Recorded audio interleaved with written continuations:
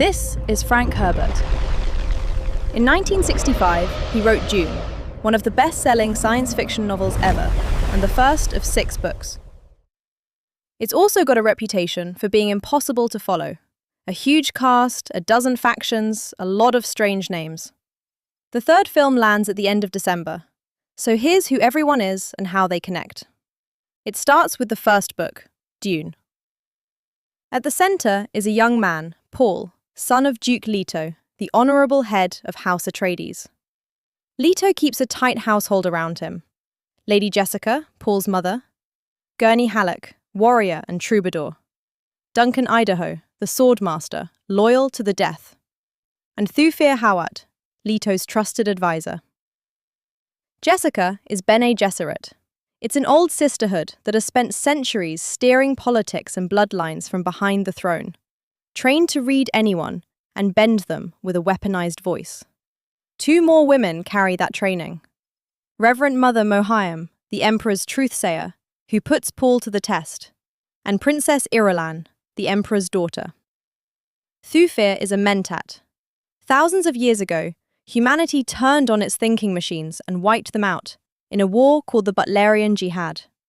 Computers have been banned ever since, so people took their place. Train a human mind hard enough, and it calculates like a machine. And that's a Mentat. House Atreides has Thufir. Their enemies have Peter, the twisted Mentat of House Harkonnen. House Harkonnen. Cruel, rich, and the sworn enemy of the Atreides. At the top, the scheming Baron Vladimir Harkonnen and his 2 nephews, the brutish Rabban and the cunning Fade Ratha. 2 houses that hate each other. Then, late in the first book, this. Lady Jessica, the Atreides' mother, is herself a Harkonnen, the Baron's own daughter. It was hidden even from her. She was given to the sisterhood as a baby and raised without ever knowing her own blood. She only finds out when she drinks the water of life, a poison drawn from a sandworm that a Bene Gesserit can transform in her own body to become a reverend mother. That ritual belongs to the Fremen, the native people of the desert planet Dune. And that's where the thing the whole universe is fighting over comes in. Spice. Spice, or melange, comes from one planet only, Dune. It extends life, and it's the key to space travel. To the Fremen, it's sacred, tied to the giant sandworms they call Shai Hulud, whose teeth become their holy blades, the crysknives. To the Spacing Guild, it's everything, because their navigators can't fold space without it. To CHOAM, the great trading company, it's the wealth of the whole empire. Control Dune, and you control the universe. Which is why the Emperor got scared. Not of the Harkonnens, of House Atreides.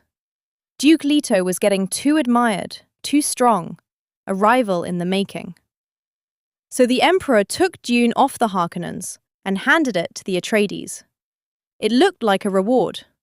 It was bait, meant to drag the 2 houses into a war that would finish them both. The war came.